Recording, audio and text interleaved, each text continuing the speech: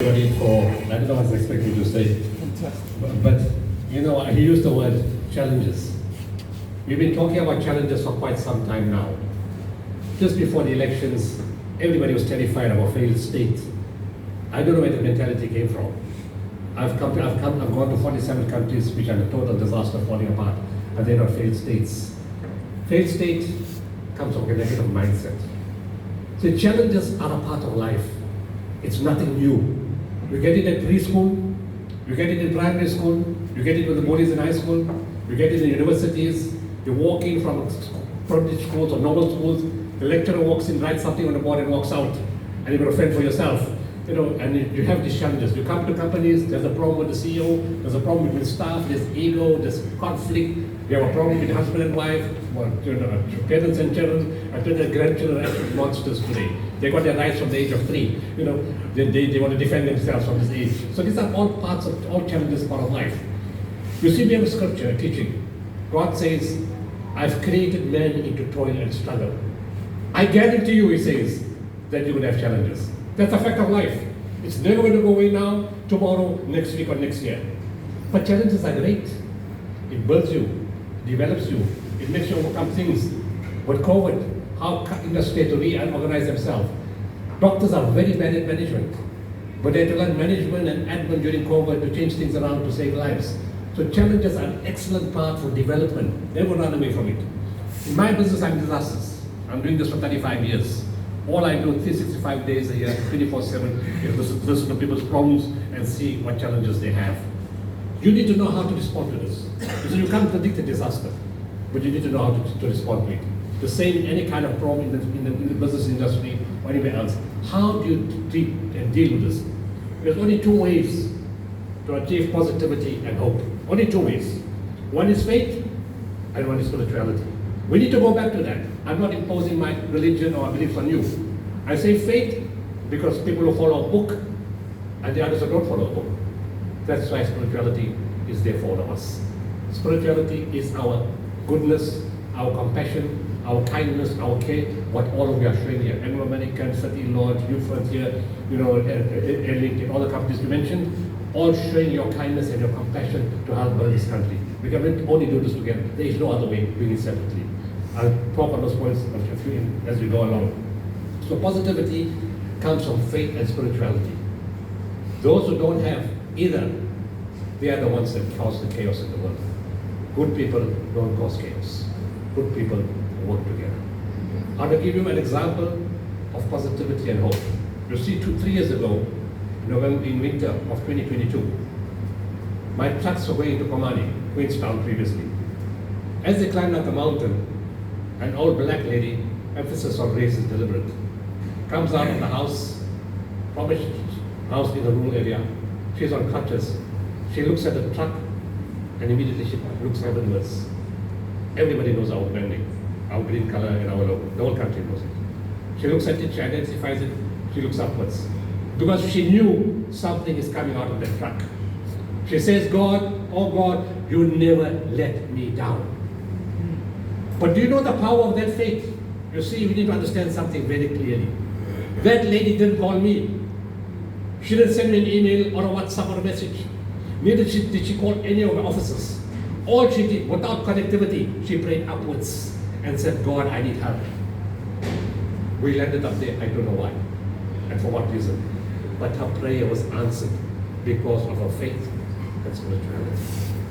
20th January 2010, in a collapsed Catholic church in Haiti, 8 days into the earthquake, which took place on 12 January 2010. It lasted 40 seconds and wiped out 240,000 people. On day 8, in the collapsed Catholic church, my teams heard sounds in the rubble. 3 hours later, we pulled out alive 64-year-old Enazizi. No oxygen, no water, no food, fractured hip. She came up alive. Her first words to my team was, I love God Almighty. It was her faith that kept her alive. Her next words were, I love you. She told my team, the essence of humanity is love. Whether we do it in a business sector, home sector, medical sector, whatever sector, the essence of of spirituality and humanity is love. And that's how we build each other. You see, I met a German investor. They invest in all his alloys for all the motor vehicles in South Africa. He was in PE in the business chamber. I go there quite often. He said, you South Africans are a crazy nation. So I said, what do you mean? He said, you guys fight about everything. But when it comes to problems and difficulties, you're the only nation in the world that I know that stands together. Wow.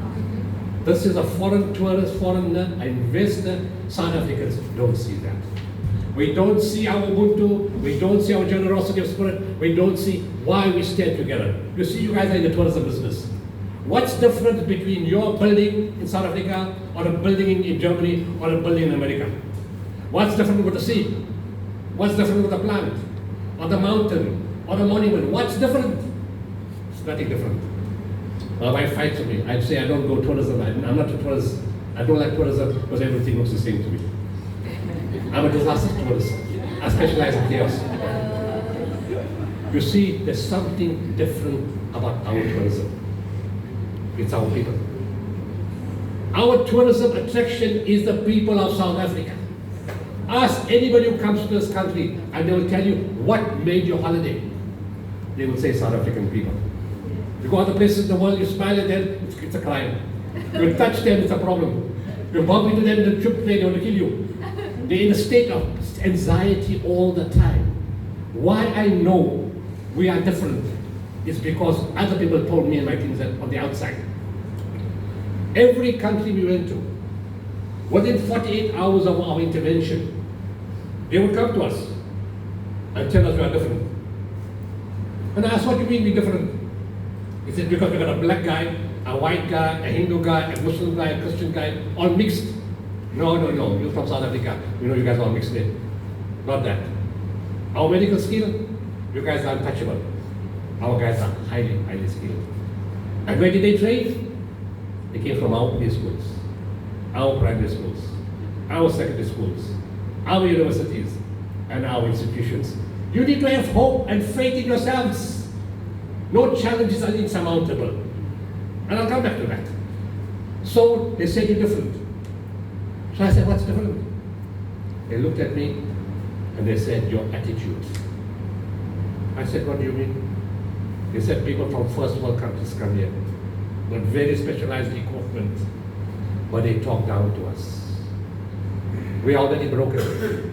We lost our house, our wives, our children, our family, our businesses, our water, our clinics, our schools, our hospitals.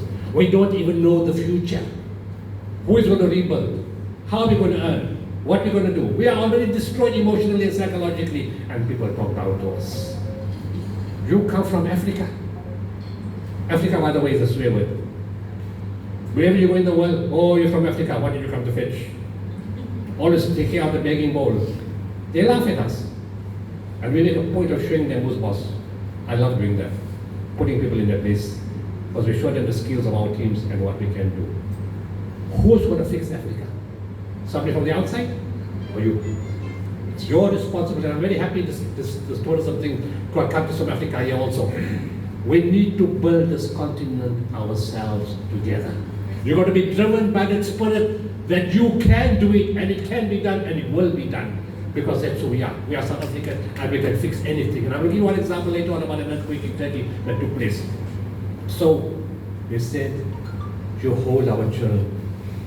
You wipe their nose. And by the way, our journalists also do it. Not only the medical guys, not only the specialists, even the journalists of South Africa do it. Because Ubuntu is in our genes. We're born with it. It's part of our genetics, of our makeup, our personality, and our nature. It hasn't gone for years. It'll never go away for years. So they said, you wipe the nose, you hug us, you listen to us, you talk to us gently, you give us an audience, you acknowledge us, you treat us with dignity. You take the food parcel, you put it in our hand. You don't take it and you don't throw it to us. You even walk with us to our house to take the food parcel. You know, just your presence here gives us healing. In spite of everything. Do you know across the road there are people from our country, meaning their country. They don't even know we exist. And you come from Africa, and you do that to us. We have something different. I told you, faith and spirituality.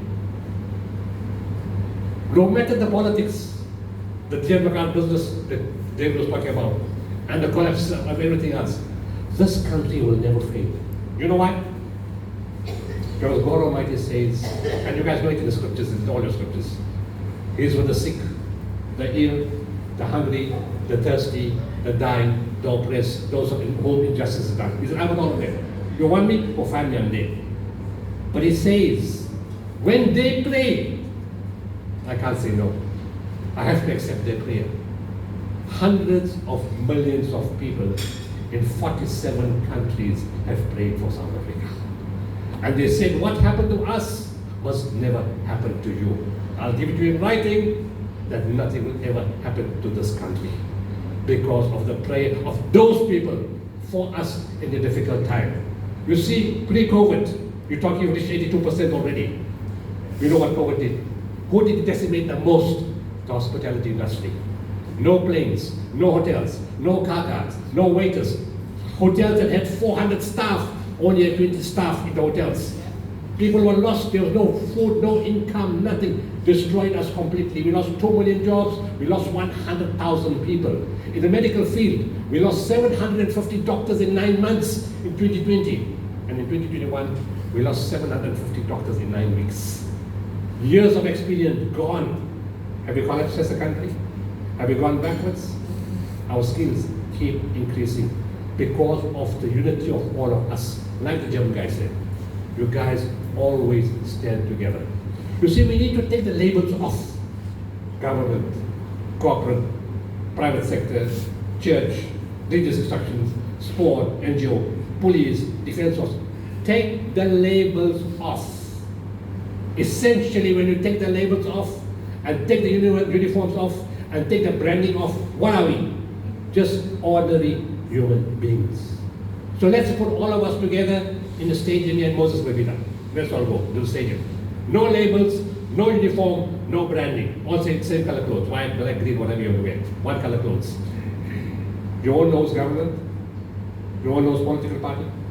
You all knows Anglo American, City Lodge, New Frontier, Gift of the Hills, Sigma, you all know. You all know what's more. All you will know that in that stadium are South Africans. And you ask any human being, what is your need? Peace, security, job, education, health, food, water, free speech. That's what they will tell you. Take a lot of problems and throw it in the stadium. How you will fix the problem? Running away from each other, running against each other, or holding hands and working together.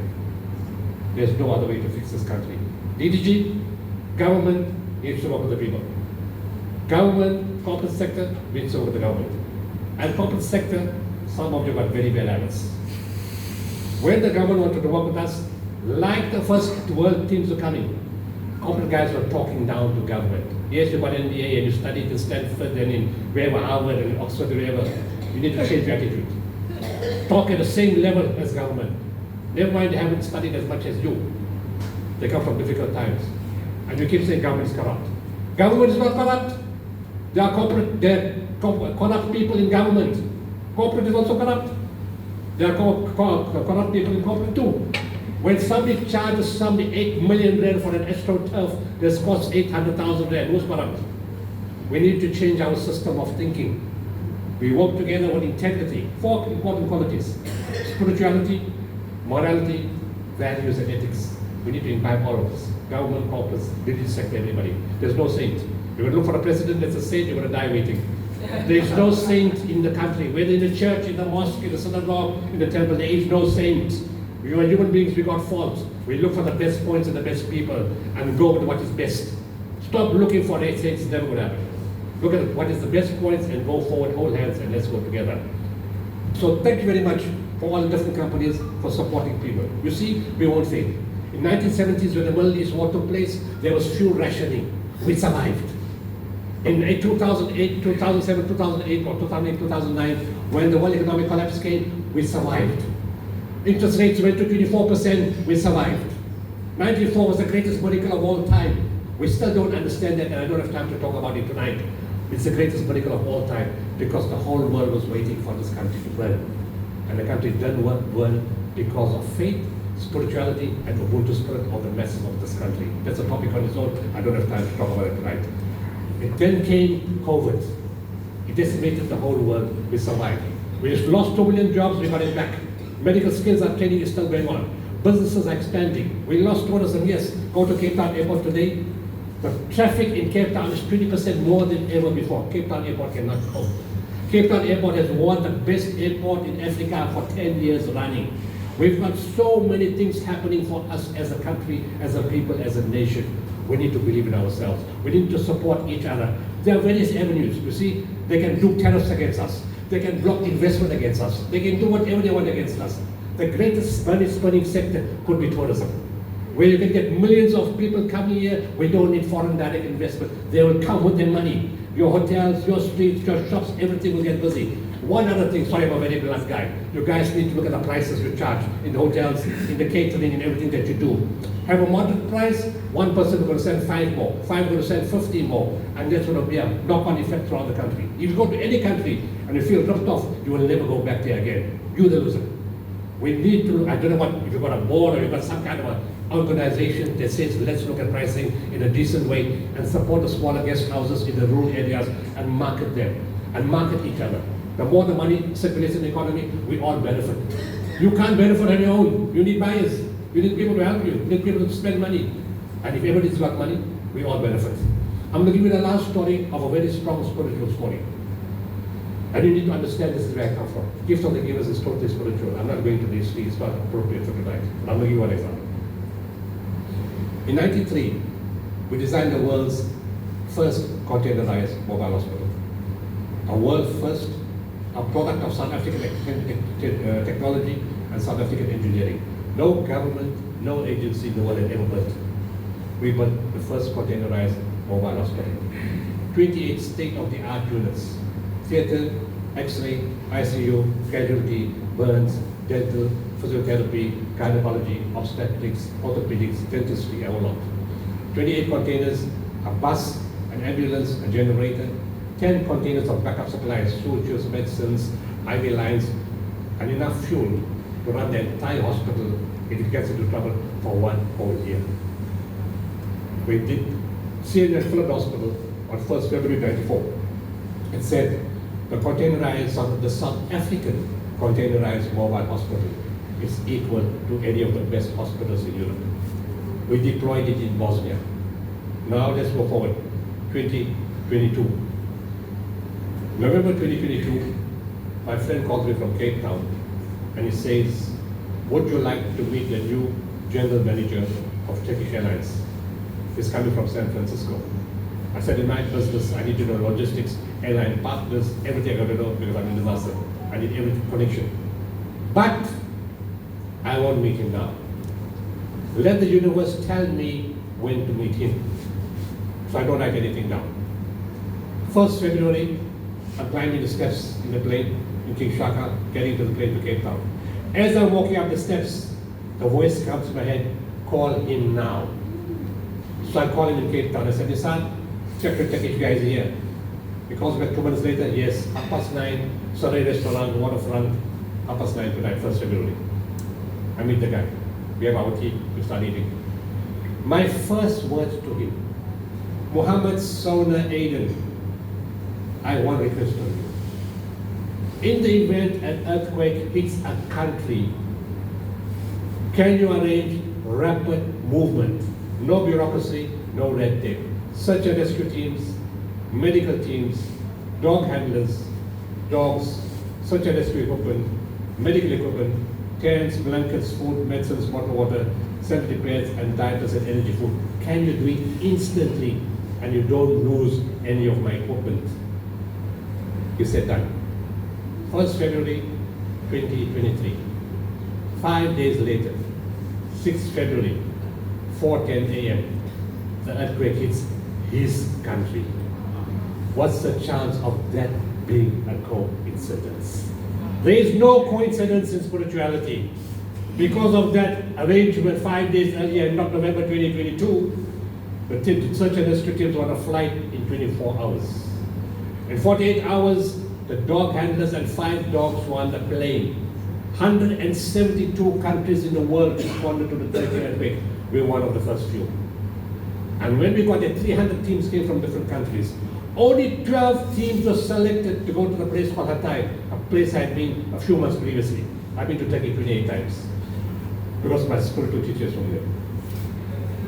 2 Turkey government teams, 2 Chinese government teams, Italian government, Jordanian government, Saudi, Omani, Serbian, Croatian, Bosnian, and South African people in the US. Only 12 teams were selected to go to Hatay. Day 8, exactly like on day 8 in Haiti, 13 February 2023, the dog says loaded. 12-story pancake building, the South African team pulls out alive a 90-year-old grandmother. The other countries, the other governments, China, Turkey, Italy, had to use our dogs. And they said, how come your dog is so clever? We said, it's very easy. He's South African.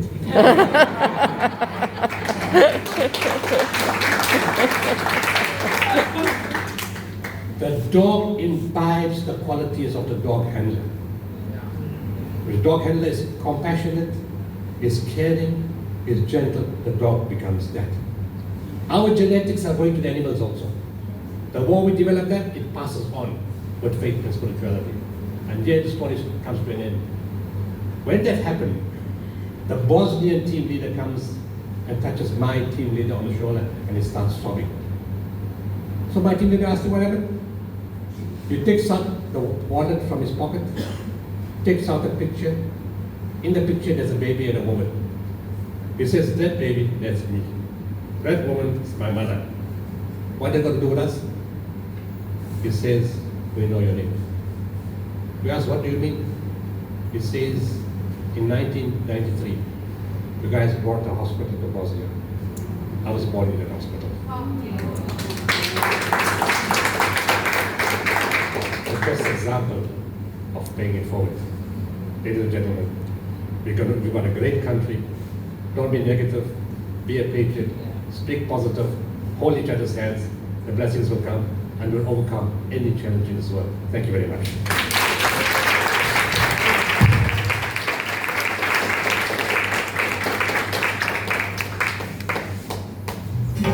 It is an absolute privilege to have and listen and to have this conversation and to talk to you this evening. So it's also an opportunity for many of you to break bread. So Imtiaz, out of the 300 businesses we support, and we've broken bread, I've personally broken bread with about 250 or so, including in country, Durban, Hospiceburg, Larisha. And so tonight's a special evening. We have a special gentleman, special message. We go back tomorrow on the show floor. We see there's 10,000 people that's visiting the tourism in Indaba to make our country special. You have a message to think, reflect. How do you pay it forward in your particular business, and not about me. So welcome. Please break bread with us. Please break bread with Imtiaz this evening. We're gonna try to have a quick meal. There's some live music to enjoy.